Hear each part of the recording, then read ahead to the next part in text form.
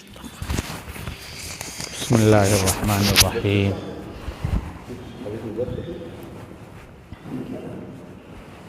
نحمده ونصلی علی رسوله الکریم اما بعد اعوذ باللہ من الشیطان الرجیم بسم اللہ الرحمن الرحیم سبحانک لا علم لنا الا ما علمتنا انک انت العلیم الحکیم وقال تعالی ذکر فإن الذکریٰ تنفع المؤمنین وقال تعالی انما یخشی اللہ من عبادہ العلماء۔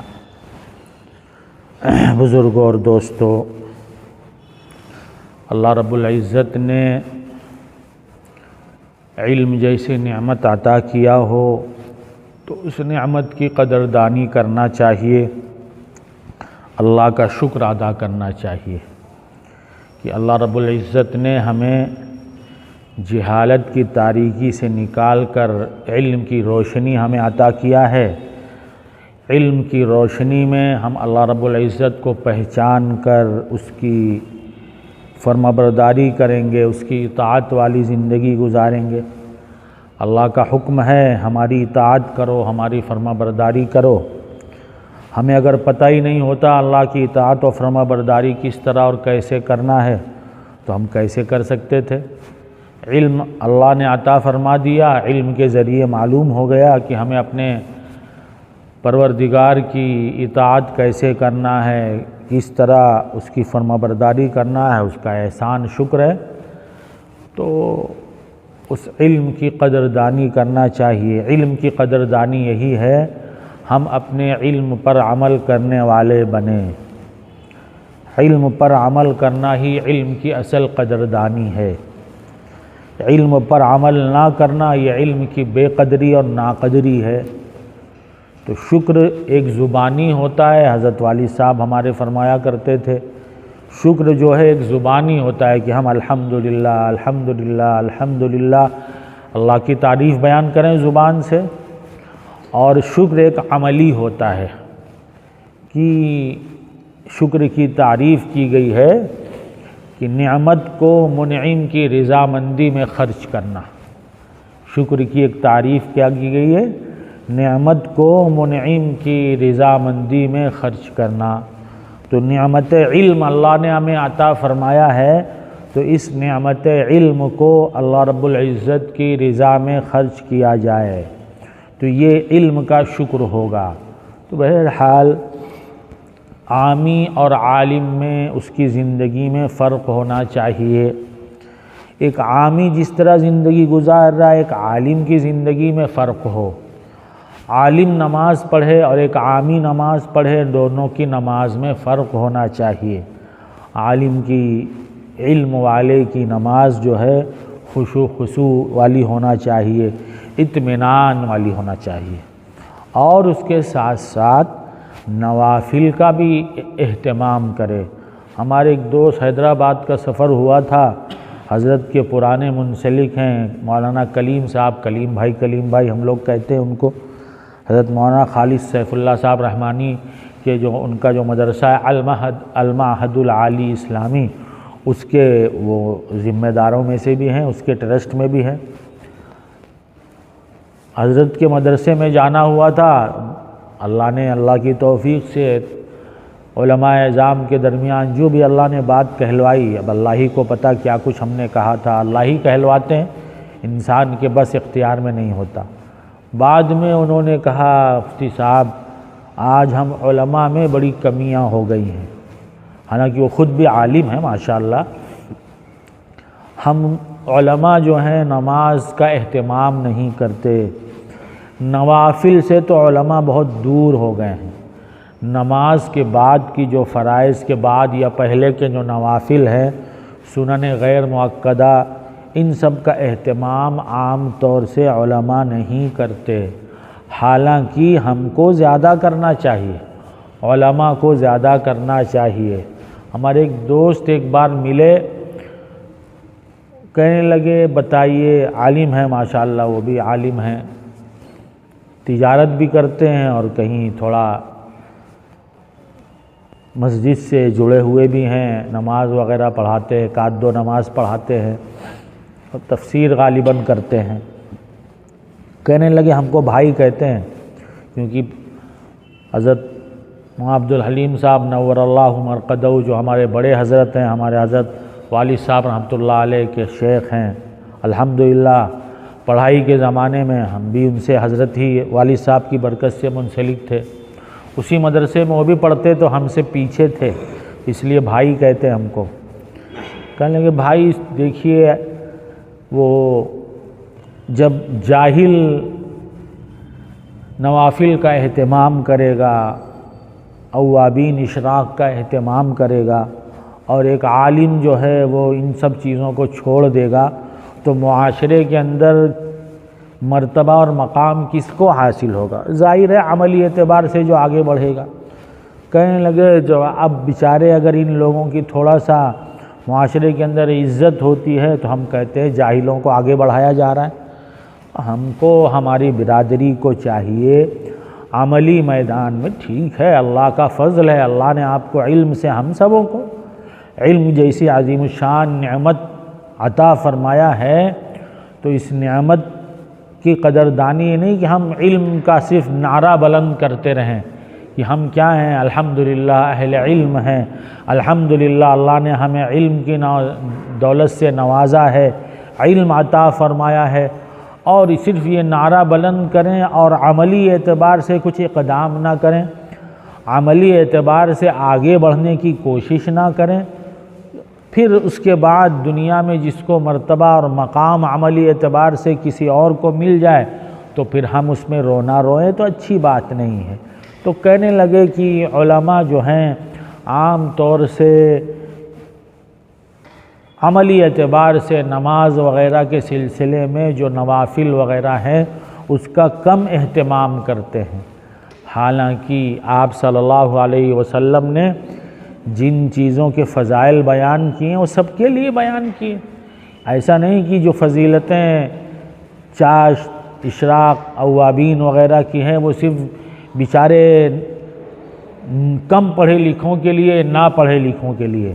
ہم علماء کو اس کی ضرورت نہیں دوستو بزرگوں، ہم اپنے سلف و صالحین کو دیکھیں، دین کے تمام کام کرنے کے ساتھ ساتھ تعلیم و تصنیف اور فتاوی وغیرہ سب دینے کے بعد نوافل کا کثرت سے اہتمام کرتے تھے۔ حضرت امام احمد بن حنبل رحمۃ اللہ علیہ کے بارے میں ابھی حال ہی میں پڑھا، 300 رکعت، صحت قوت کے زمانے میں 300 رکعت نوافل کا اہتمام کرتے تھے۔ کتنا کرتے تھے؟ 300 رکعت۔ ہمیں تو 300 رکعت کے لیے کئی مہینہ گزر جائے تو شاید ہماری 300 رکعت ہو۔ تو یہ ہمارے بڑے تھے، انہوں نے ایسا نہیں کہ عملی کام ہم سے زیادہ کیا، الحمدللہ، یا ہمارے سلف و صالحین نے عملی کام ہم سے زیادہ کیا۔ یہ جو دین ہم تک پہنچا ہر اعتبار سے، کتابی شکل میں، فقہی شکل میں، اور جو ہے احادیث کے ذخیرے جو ہم تک پہنچے ہیں، تفسیر کی کتابیں اور علم تفسیر جو ہم تک پہنچا ہے، یہ ہمارے انہی بزرگوں کے واسطے سے پہنچا ہے۔ کہیں نہ کہیں یہ ہمارے بزرگ ہمارے لوگوں کے سلسلے کے اساتذہ ہیں۔ تو اتنا سب کرنے کے بعد بھی وہ لوگ اتنا طاعت عبادت کا اہتمام فرمایا کرتے تھے۔ خود ہم لوگ الحمدللہ حنفی لوگ ہیں، حضرت امام ابو حنیفہ رحمۃ اللہ علیہ کے بارے میں کتنا کام اللہ رب العزت نے ان سے لیا، کتنا کام لیا ہم اور آپ تصور نہیں کر سکتے۔ دن بھر تعلیم و تعلم میں مشغول رہتے تھے، پڑھنے پڑھانے میں مشغول رہتے تھے، کتنے کئی 100 طلباء کو پڑھایا کرتے تھے اکیلے۔ گویا حضرت امام ابو حنیفہ رحمۃ اللہ علیہ پورا دارالعلوم سنبھالے ہوئے تھے، اور اتنا ہی نہیں صرف تعلیم و تعلم، اس کے ساتھ ساتھ تجارت بھی فرمایا کرتے تھے، کپڑے کے تاجر تھے، بڑے تاجر تھے کپڑے کے۔ اور پھر کیا ہے، رات ان کی طاعت عبادت میں گزرتی تھی، پوری رات اللہ کے سامنے کھڑے رہتے تھے۔ انتقال ہوا تو پڑوسی نے کہا یہاں ایک کھمبا تھا، رات چھت کے اوپر جو ایک کھمبا تھا وہ کھمبا اب نہیں دکھتا۔ وہ امام ابو حنیفہ رحمۃ اللہ علیہ تھے جو راتوں کو اللہ رب العزت کے سامنے قیام فرمایا کرتے تھے، تو پڑوسی سمجھاتا تھا کہ کوئی کھمبا ہے جو وہاں کھڑا رہتا ہے۔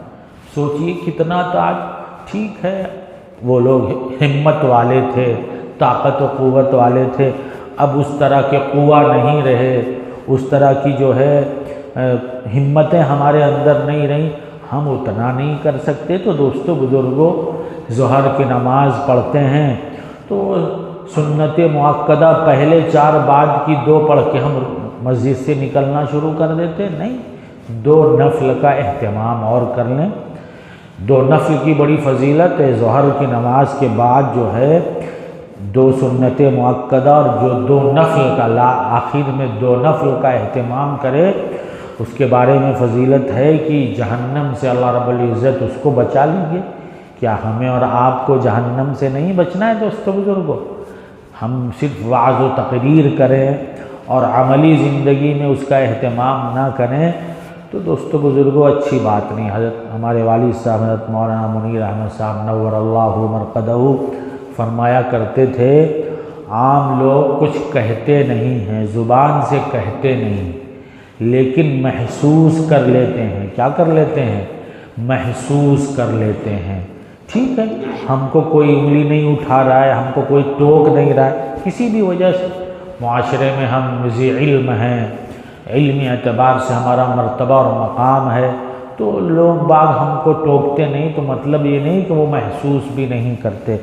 بہرحال دوستو بزرگوں، ہمیں اور آپ کو چاہیے کہ عملی اعتبار سے ہم اپنی زندگی ایک عام آدمی سے اچھی رکھیں، ہماری نماز اچھی ہو، تلاوت کا اہتمام ہم کرنے والے بنیں، اور بھی ہمارے اکابرین نے جو ہم کو معمولات وغیرہ بتائے ہیں ان معمولات کا اہتمام کرنے والے بنیں۔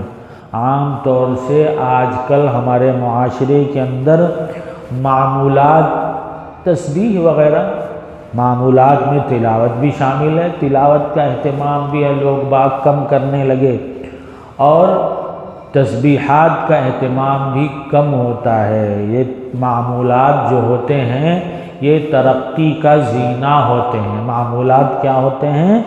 ترقی کا زینہ ہوتے ہیں۔ ہمیں مسجد کے چھت پر چڑھنا ہے تو جو زینہ ہے سیڑھی جسے کہتے ہیں، سیڑھی پر ایک ایک سیڑھی چڑھتے ہوئے جب جائیں گے تو ہم مسجد کے چھت پر چڑھ جائیں گے، پہنچ جائیں گے، اور پہلی سیڑھی پر صرف کھڑے رہیں، قدم اٹھا کر آگے نہ رکھیں، اور صرف آرزو اور تمنا کریں کہ ہم چھت پر پہنچ جائیں، ہم چھت پر پہنچ جائیں، تو آرزو اور تمنا کر لینے سے ہم چھت پر نہیں پہنچیں گے۔ یہی حال ہمارا اور آپ کا ہے۔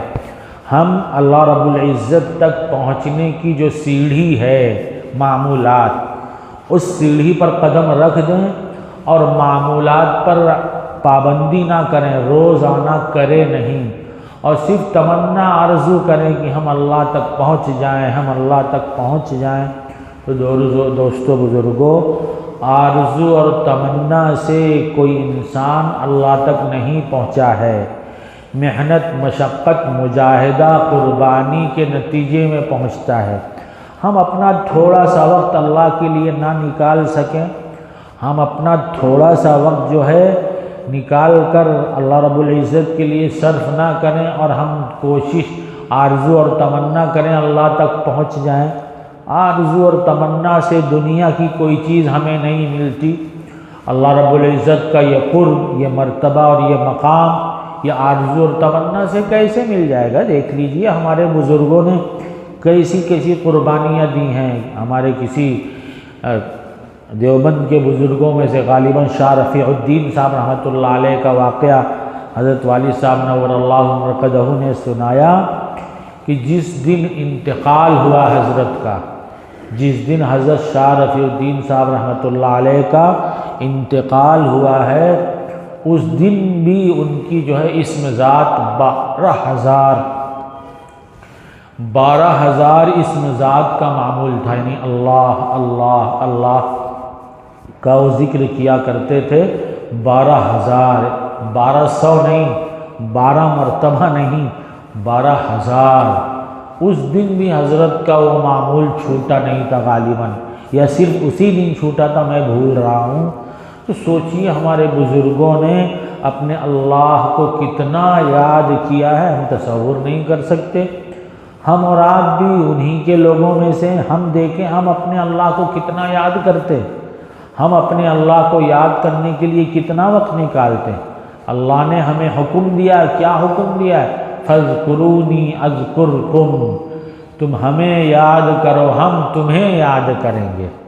حدیث شریف غالباً حدیث قدسی ہے، بندہ جب مجھے تنہائی میں یاد کرتا ہے تو میں اسے تنہائی میں یاد کریں، اللہ رب العزت یاد کرتے، اور بندہ جب ہمیں مجمع میں یاد کرتا ہے تو میں اس سے بہتر مجمع میں، یعنی فرشتوں کے مجمع میں، معصومین کے مجمع میں یاد کرتا ہوں۔ قربان جائیے، ارے ہماری دنیا کا دستور کیا ہے؟ ہمارے دنیا کا دستور یہ ہے دوستو بزرگوں، ایک ادنا اپنے اعلیٰ کو تو یاد کرتا ہے، ایک ادنا نچلا انسان اپنے سے بڑے کو، بڑے آفیسر کو یا بڑے سیٹھ کو یا بڑے مرتبہ مقام والے کو تو یاد کرتا ہے، لیکن وہ جو بڑا ہوتا ہے وہ عام طور سے اپنے چھوٹے کو یاد نہیں رکھتا۔ لیکن قربان جائیے، 1000 بار قربان جائیے اللہ رب العزت پر۔ اللہ رب العزت کیا فرماتے ہیں؟ تم یاد کرو گے تو ہم بھی، کون؟ رب العالمین، خالق کائنات، ہمارے پورے عالم کے پالنہار اور عالمین کے رب، تمام عالم کے رب، وہ فرما رہے ہیں کہ تم ہمیں یاد کرو تو ہم تمہیں یاد کریں۔ میں عرض کیا کرتا ہوں اللہ ہی کے فضل سے اللہ ہی نے دل میں بات ڈالی دوستو بزرگوں، اگر ہمیں اللہ رب العزت اپنے یاد کرنے پر، اپنے ذکر پر کوئی انعام نہ دے، صرف یہی کہے کہ نہیں ہم نے تمہیں یاد کر لیا، تو اس نعمت سے بڑھ کر کوئی نعمت ہو ہی نہیں سکتی دوستو بزرگوں۔ لیکن اللہ رب العزت اس کے بعد بھی کیا کچھ ہمیں اور آپ کو عطا فرمائیں گے ہم تصور نہیں کر سکتے۔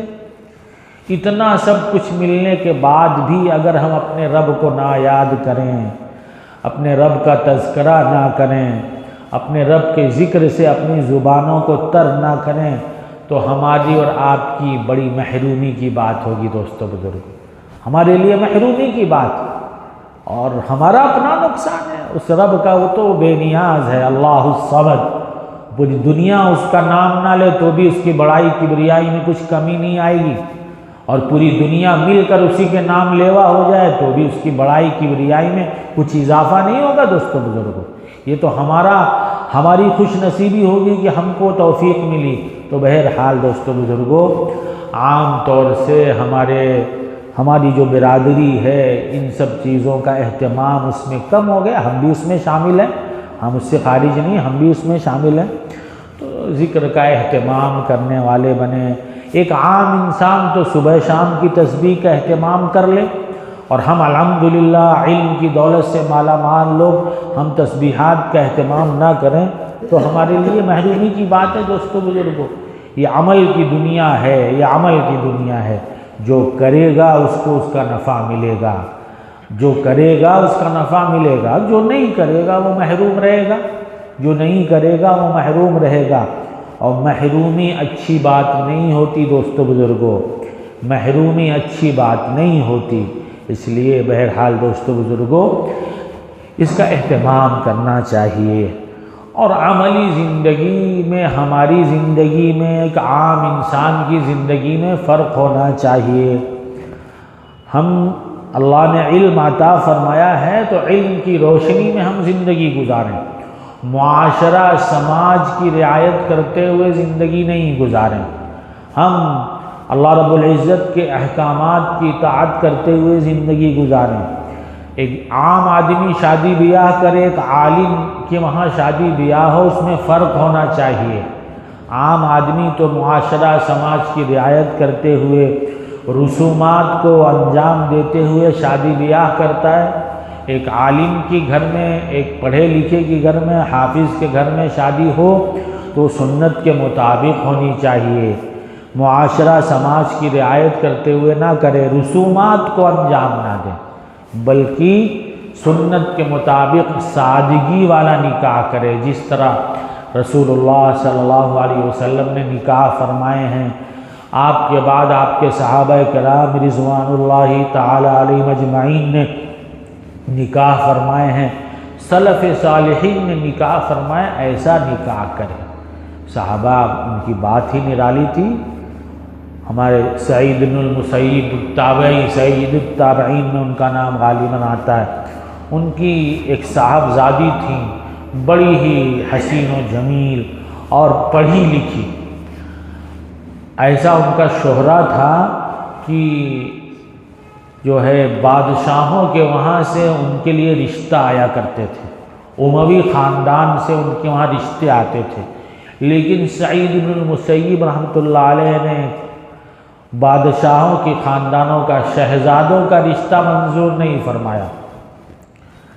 ان کے ایک شاگرد تھے، نام بھول گیا میں ان کا، ایک بار ذرا غائب، 1-2 دن کے لیے غائب ہو گئے۔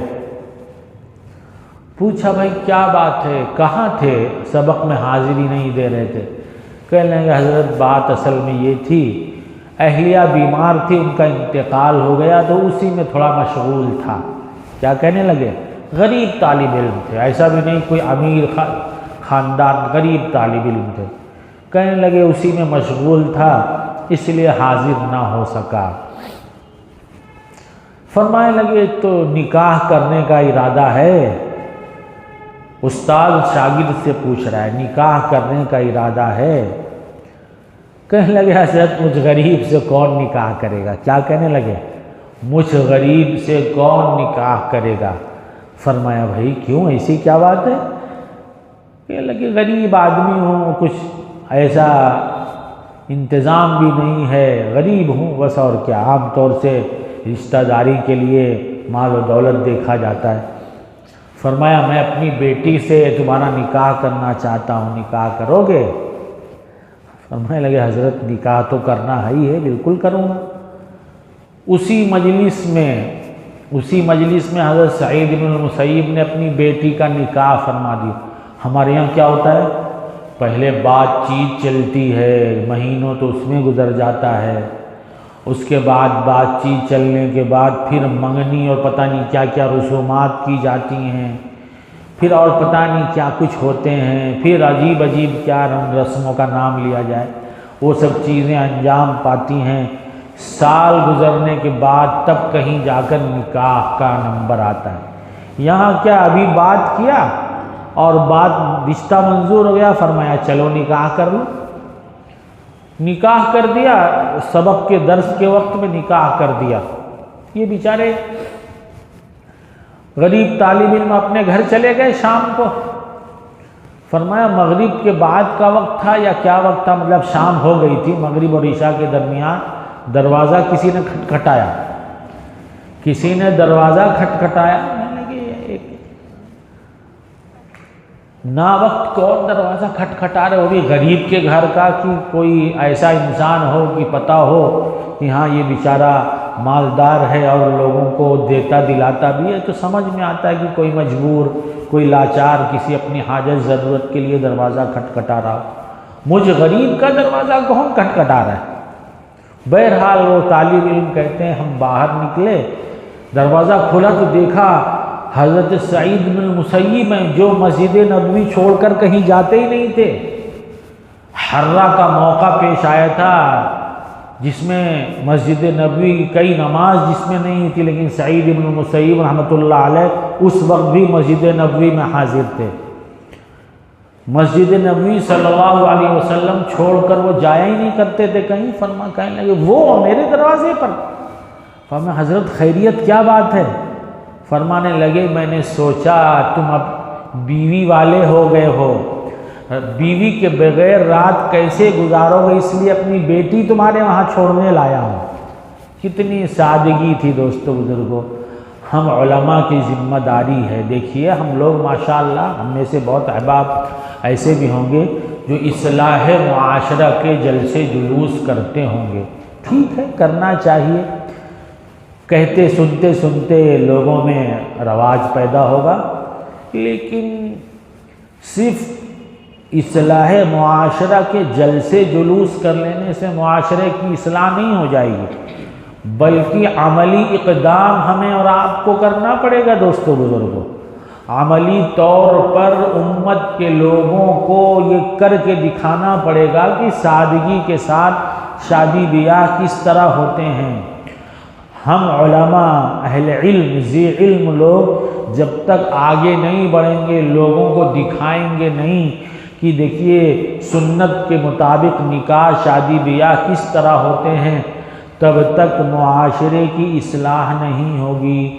ہم کتنے بھی جلسے جلوس کر لیں، معاشرہ افراد کا نام ہوتا ہے۔ دوستو بزرگوں، افراد کے لوگ جب تک اس چیز کو لے کر لوگوں میں یہ چیز زندہ نہیں کریں گے، تب تک معاشرے کی اصلاح نہیں ہوگی۔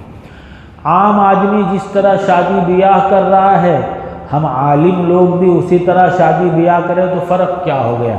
تو ایک تو دوستو بزرگوں، علماء کی ذمہ داری ہے کہ سنت کے مطابق ہر کام کرنے کی کوشش کریں، خاص طور سے شادی بیاہ کو بھی سنت کے مطابق انجام دینے والے بنیں، اور جہاں جن مواقع پر، جن جگہوں پر سنت کے مطابق شادی بیاہ نہ انجام دی جائے، ان شادی بیاہ میں شرکت نہیں کرنا چاہیے علماء کو۔ ہم مسجد کے ممبروں سے، اس جلسوں کے اسٹیج سے تو دعوت دیں سنت کے مطابق شادی بیاہ کرنے کرانے کی، اور پھر غیر مسنون طریقے پر جو شادی بیاہ کی جانی اس میں ہم شریک بھی ہو جائیں تو یہ اچھی بات نہیں ہے۔ عمل سے ہمیں کیا نام ہے، عملی تبلیغ دینا چاہیے۔ عملی تبلیغ بہت جاذب ہوتی ہے، عملی تبلیغ بہت مؤثر ہوتی ہے۔ اور دوستو بزرگوں، معاملات ہمارے صاف ستھرے ہونے چاہیے، لین دین ہم اچھا کریں۔ انسان ہے، دنیاوی زندگی ہے، یہاں تو لین دین کی ضرورت پڑھی جاتی ہے۔ قرض وغیرہ اگر ہم نے لینے کا کبھی، اللہ رب العزت ایسے سب کی حفاظت فرمائے، ضرورت نہ پیش آئے قرض وغیرہ کسی سے لینے کی، لیکن اگر خدا نخواستہ کہیں اس طرح ہمیں لین دین کی ضرورت پڑے تو معاملات کو صاف صاف لکھ لیا جائے، اور جو وقت طے ہو وقت سے پہلے انجام دینے کی فکر اور کوشش کی جائے۔ قرض لینے کے بعد عام لوگوں کی طرح ٹال مٹول نہ کیا جائے۔ آج ہمارے حضرت والی صاحب رحمۃ اللہ علیہ نے حضرت شاہ وسیع اللہ صاحب رحمۃ اللہ علیہ کا مقولہ ملفوظ سنایا تھا، فرمایا تھا آج کے زمانے میں نہ تو کسی سے قرض لے نہ کسی کو قرض دے۔ کیوں؟ فرمایا اس لیے کہ جب ہم سے کوئی قرض لیتا ہے تو اول تو جو قرض لینے والا ہوتا ہے اس کی نیت دینے کی ہوتی نہیں، اور اس کے بعد وہ قرض لینے والا دشمنی بھی پال لیتا ہے۔ کہ کیسے پالتا ہے؟ فرماتے تھے حضرت شاہ صاحب رحمۃ اللہ علیہ، اب جیسے 2 مہینہ وقت طے ہوا تھا کہ 2 مہینے کے بعد ہم دے دیں گے، اب جس نے ہم سے قرض لیا ہے 2 مہینہ گزرنے کے بعد اب ہم سے دل میں دشمنی پال لے گا۔ کیا پال لے گا؟ کہے گا دیکھ رہے ہو ہم نے قرض لیا تھا، اب ہم نے وقت سے دیا نہیں، اب ہم سے ناراض، خود ہی کھچڑی پکائے گا، اب ہم سے وہ ناراض ہو رہے ہوں گے، اب ہم سے وہ خفا ہو رہے ہوں گے۔ تو اس لیے فرمایا کہ آج کے زمانے میں نہ تو کسی کو قرض دے نہ تو کسی سے قرض لے، کیونکہ یہ دشمنی پالنے کا ایک ذریعہ ہے۔ تو بہرحال اگر خدا نخواستہ ایسا کچھ ہوا ہو تو کوشش کر کے وقت پر ادا کر دے۔ لوگوں کے حق حقوق اگر ہمارے ذمے عائد ہوں، خاص طور سے والد صاحب کے، والدین کے انتقال کے بعد بہنوں کے جو حقوق ہوتے ہیں، جو اللہ نے قرآن مجید میں ان کا حق بتایا ہے، جیسے اللہ نے نماز کا حکم دیا، حج زکوٰۃ روزے کا حکم دیا، اسی طرح اللہ نے میراث کی تقسیم کا بھی حکم دیا ہے۔ اسی اللہ نے کیا نام ہے، جیسے باپ کے میراث میں اس کے ترکہ میں بیٹے کو حقدار بنایا، ایسی بیٹی کو بھی حصہ دار بنایا ہے۔ تو ترکہ وغیرہ صحیح تقسیم کرنے کی کوشش کرے، اور اس کے ساتھ ساتھ جیسے ہم اللہ رب العزت کی فضل توفیق کرم سے ٹوٹی پھوٹی خدمت ہم باہر انجام دے لیتے ہیں، ایسے ہی دوستو بزرگوں آج کے ماحول معاشرے میں اپنی اولادوں کی اچھی بہترین دینی تربیت کی فکر کریں۔ ماحول معاشرہ بڑا ہی عجیب ہوتا چلا جا رہا ہے۔ اسلام دشمن طاقتیں مسلمانوں کے خلاف پورا زور لگا رہی ہیں، کس طرح کہ اسلام اور مسلمانوں اور اہل اسلام سے ان کا دین چھین لیا جائے، ان کا ایمان چھین لیا جائے، ان کو دین ایمان سے کس طرح دور کر دیا جائے۔ باقاعدہ وہ لوگ اس کی کیا ہے، اس کے مشورے ان کے وہاں ہوتے ہیں، اپنے لوگوں کو اس کی تربیت وہ کرتے ہیں، مسلمانوں کی اولادوں کو کس طرح دین سے دور کر دیا جائے۔ تو ہماری اپنی بھی ذمہ داری ہے دوستو بزرگوں، ہم اپنی اولادوں کی دینی ایمانی تربیت کریں، ان کے دل و دماغ میں ایمان کو پیوست کر دیں کہ وہ کسی بھی ماحول معاشرے کے اندر رہیں، اپنے ایمان پر مضبوطی سے جمے رہیں۔ ہمارے والد صاحب رحمۃ اللہ علیہ فرمایا کرتے تھے کہ قوم کے بچے ایمانی اعتبار سے اتنے کمزور ہوتے ہیں، ایمانی تذکرے ان کے کانوں میں نہیں پڑے رہتے، اس لیے جب ماحول معاشرے کے اندر جاتے ہیں اور یہ غیر لوگ اپنے دین ایمان کا، اپنے مذہب کا تذکرہ کرتے ہیں تو ہمارے بچے مغلوب ہو جاتے ہیں۔ ہمارے بچے کیا کرتے ہیں، وہ بیچارے ان سے دب جاتے ہیں، اور جب ان کی قوت ایمانی مضبوط ہوگی اور جب انہیں اپنے دین ایمان کا پتہ ہوگا، اللہ اور رسول کے تذکرے ان کے کانوں میں پڑے ہوں گے، تو دوستو بزرگوں پھر وہ کہیں دبیں گے اور ڈریں گے نہیں۔ اس لیے ہماری ذمہ داری ہے کہ ہم خود اپنے دین ایمان کی حفاظت کریں، اسی کے ساتھ ساتھ ہماری ذمہ داری یہ بھی ہے ہم اپنے آل اولاد کی اچھی بہترین تربیت کریں، عملی اعتبار سے ان کو مسلمان باقی رکھنے کی فکر کریں۔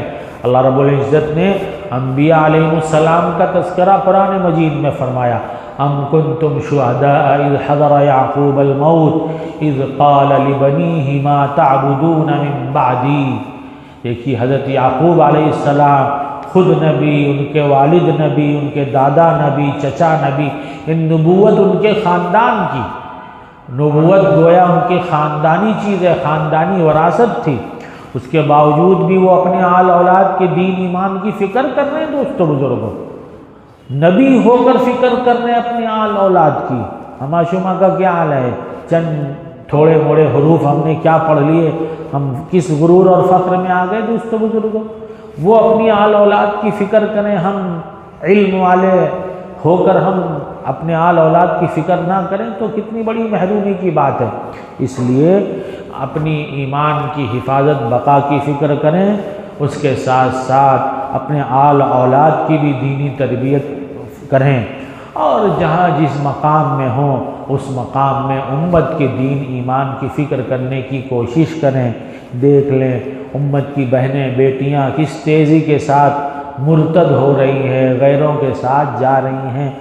ہماری ذمہ داری ہے، کچھ نہیں کر سکتے تو کم از کم دعا کا اہتمام تو کرنے والے بن جائیں۔ دوستو بزرگوں اے اللہ امت کی بہنیں بیٹیاں غیروں کے ساتھ جا رہی ہیں، آپ ان کی حفاظت فرمائیے، ایمان پر ان کو استقامت دے دیجئے، ایمان والی زندگی ان کو دیجئے۔ ہم ٹھیک ہے زبانی اعتبار سے ہم تبلیغ نہیں کر سکتے، زبانی اعتبار سے ہم تبلیغ نہیں کر سکتے تو دعا والی تبلیغ کریں، دعا سے اللہ سے مانگیں کہ اللہ رب العزت جو ہیں ہم کچھ اور تو نہیں کر سکتے، ہم ان کو اتنی ہمارے اندر ہمت طاقت نہیں کہ ہم ان کو جا کر سمجھائیں بجھائیں، لیکن یہ تو کر سکتے ہیں کہ پروردگار ہم آپ سے فریاد کر رہے ہیں، ہم آپ سے درخواست کر رہے ہیں کہ کیا کریں، امت کے افراد کے دین ایمان کی حفاظت فرمائیں۔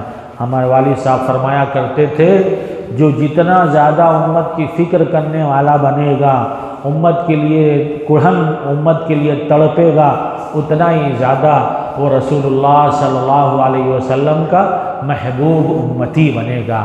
تو بہرحال دوستو بزرگوں، ایک سبق سنایا گیا جو ہماری اپنی بھی ذمہ داری ہے، اور اللہ کرے آپ لوگوں کو بھی سمجھ میں بات آ جائے۔ تو چند باتیں عرض کی گئی۔ ایک تو عملی اعتبار سے ہمارے برادری میں جو عملی اعتبار سے کمی کوتاہی آ گئی ہے، ہم اس عملی کمی کوتاہی کو دور کرنے والے بنیں۔ ہماری زندگی عام آدمی کی زندگی میں فرق ہو، نمایاں ہو، ہماری نماز، ہمارے معاملات یہ سب اچھے ہوں، لین دین ہمارا جو ہے وہ عام لوگوں کے اعتبار سے اچھا ہو، اور اس کے ساتھ ساتھ دوستو بزرگوں ہم اپنے اہل و عیال کی دین ایمان کی حفاظت و بقا کی فکر کریں، اس کے ساتھ ساتھ امت کے دین ایمان کی حفاظت و بقا کی فکر کرنے والے بھی بنیں۔ اللہ رب العزت عمل کی توفیق عطا فرمائے۔ دعا کر لیں۔ الحمدللہ رب العالمین والصلاة والسلام علی سید الانبیاء والمرسلین وعلی آلہ الطیبین الطاہرین۔ اللہم صلی وسلم علی سیدنا مولانا محمد وعلی آل سیدنا مولانا محمد وبارک وسلم۔ اللہم لک الحمد کما انت اہلہ فصلی وسلم علی سیدنا محمد کما انت اہلہ وافعل بنا ما انت اہلہ فإنک اہل التقوی واہل المغفرہ فإنک اہل التقوی واہل المغفرہ۔ یا اول الاولین یا آخر الآخرین یا ذا القوة المتین یا راحم المساکین یا ارحم الراحمین۔ ربنا آتنا فی الدنیا حسنہ وفی الآخرة حسنہ وقنا عذاب النار وقنا عذاب النار وقنا عذاب النار وقنا عذاب النار۔ ربنا لا تزغ قلوبنا بعد إذ هديتنا ربنا لا تزغ قلوبنا بعد إذ هديتنا وهب لنا من لدنك رحمة إنك أنت الوهاب۔ رب ارحمهما كما ربياني صغيرا رب ارحمهما كما ربياني صغيرا۔ ربنا هب لنا من أزواجنا وذرياتنا قرة أعين وجعلنا للمتقين إماما وجعلنا للمتقين إماما۔ اللهم أحسن عاقبتنا في الأمور كلها وأجرنا من خزي الدنيا وعذاب الآخرة وأجرنا من خزي الدنيا وعذاب الآخرة وأجرنا من خزي الدنيا وعذاب الآخرة۔ اللهم لا تؤمنا مكرك ولا تنسنا ذكرك ولا تهتك عنا سترك ولا تجعلنا من الغافلين ولا تجعلنا من الغافلين ولا تجعلنا من الغافلين۔ اے اللہ کہنے سننے بیٹھنے جمع ہونے کو قبول فرما، کہنے سننے میں اخلاص عطا فرما، عمل کی توفیق عطا فرما۔ اے کریم آقا، یہ ٹوٹا پھوٹا علم جو آپ نے ہمیں عطا فرمایا ہے، ہم سبوں کو اس کی قدردانی کی توفیق عطا فرما، اس کی شکر کی توفیق عطا فرما، ناشکری ناقدری سے حفاظت فرما۔ تمام نعمتوں کا ہمیں شکر ادا کرنے والا بنا، ہمیں اپنا شکر گزار بندہ بنا، ہمیں اپنا شکر گزار بندہ بنا۔ ناشکری سے ہماری حفاظت فرما، ناقدری سے ہماری حفاظت فرما۔ تمام نعمتوں کے قدر شکر کی توفیق عطا فرما، تمام نعمتوں کے قدر شکر کی توفیق عطا فرما۔ اے کریم آقا، ہر طرح کی ظاہری باطنی نعمتوں میں اضافہ فرما، نعمتوں میں ترقی عطا فرما، بن مانگے اپنی نعمتیں عطا فرما، بن مانگے اپنی نعمتیں عطا فرما۔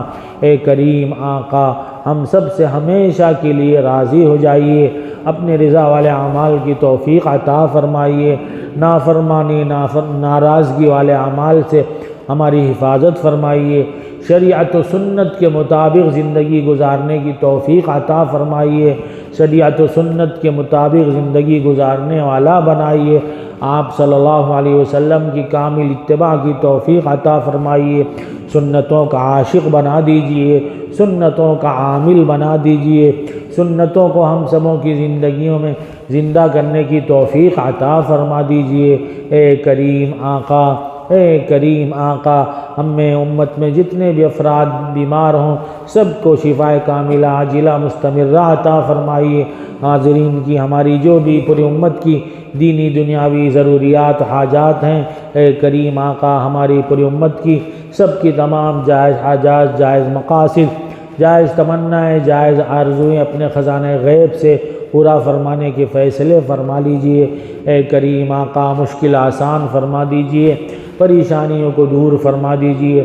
عالم میں جہاں جہاں مسلمان پریشان حال ہیں سب کی مدد فرمائیے، سب کی نصرت فرمائیے، سب کی دستگیری فرما دیجئے۔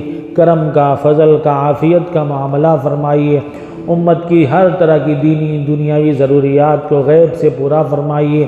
عالم میں جہاں جہاں دینی کام ہوتے ہیں سب کی حفاظت فرمائیے، دینی کام کرنے والوں کی حمایت و حفاظت فرما دیجئے، دستگیری فرما لیجئے۔ جماعتوں، جمعیتوں، مدارس، مکاتب، خانقاہوں کی حفاظت فرما لیجئے۔ اے کریم آقا امت کی جو افراد عالم میں پریشان حال ہیں، خصوصاً فلسطینی مسلمان، شامی لبنانی مسلمان اور بھی عالم میں جہاں جہاں مسلمان ظلم ستم کا شکار ہیں، کریم آقا سب کی مدد فرمائیے، سب کی نصرت فرما دیجئے، دستگیری فرما دیجئے۔ ظالموں کے ظلم سے نجات دے دیجئے، ظالموں کے ظلم سے نجات دے دیجئے۔ اے کریم آقا امت کو ظالم و مظلوم بننے سے بچا لیجئے، امت کو ظالم و مظلوم بننے سے بچا لیجئے۔ اے کریم آقا ہم سب کی کامل اصلاح فرما دیجئے، ہمارے ازواج اولاد نسلوں کی کامل اصلاح فرما دیجئے، ہم سبوں کو اپنا بنا لیجئے۔ آپ ہمارے ہو جائیے، آپ ہمارے ہو جائیے۔ اے کریم آقا جب تک ہم دنیا میں زندہ رہیں کامل ایمان و اعمال کے ساتھ زندہ رکھیے، دنیا سے جب جانا ہو اکمل ایمان پر خاتمہ فرمائیے، کامل مغفرت کا معاملہ فرمائیے۔ اپنے فضل و کرم سے ہم سب کو، پوری امت کو جنت الفردوس میں دخول اولی نصیب فرما دیجئے، جنت الفردوس کا داخلہ مقدر فرما دیجئے۔ اپنے فضل کرم سے جنت الفردوس کا داخلہ نصیب فرما دیجئے۔ اے کریم آقا محض اپنے فضل و کرم سے جہنم اور عذاب جہنم سے ہم سبوں کو بچا لیجئے، پوری امت کو بچا لیجئے۔ ہم کمزور ضعیف لوگ ہیں، دنیا کی تھوڑی سی تکلیف ہم سے برداشت نہیں ہوتی۔ اے کریم آقا جہنم اور عذاب جہنم کو ہم کیسے برداشت کر سکیں گے؟ اے کریم آقا اپنے فضل کرم سے جہنم سے نجات دے دیجئے، عذاب جہنم سے ہم سب کو بچا لیجئے، پوری امت کو بچانے کے فیصلے فرما دیجئے۔ اے کریم آقا اس وقت جو ہم نے مانگا عطا فرمائیے، آئندہ جو مانگیں گے وہ بھی قبول فرما لیجئے۔ آپ صلی اللہ علیہ وسلم نے جو جو خیرات و برکات مانگی ہے ہمیں عطا فرمائیے، حاضرین مجلس کو عطا فرمائیے، پوری امت کو عطا فرمائیے۔ جن جن شرور فتن سے آپ صلی اللہ علیہ وسلم نے پناہ مانگا ہے ہمیں پناہ عطا فرمائیے، حاضرین مجلس کو پناہ عطا فرما دیجئے، پوری امت کو پناہ عطا فرما دیجئے۔ ہماری دعاؤں کو محض اپنے فضل و کرم سے پوری امت کے حق میں قبول فرما لیجئے۔ صلی اللہ تعالی علی خیر خلقہ محمد وآلہ واصحابہ اجمعین برحمتک یا ارحم الراحمین، آمین آمین یا رب العالمین۔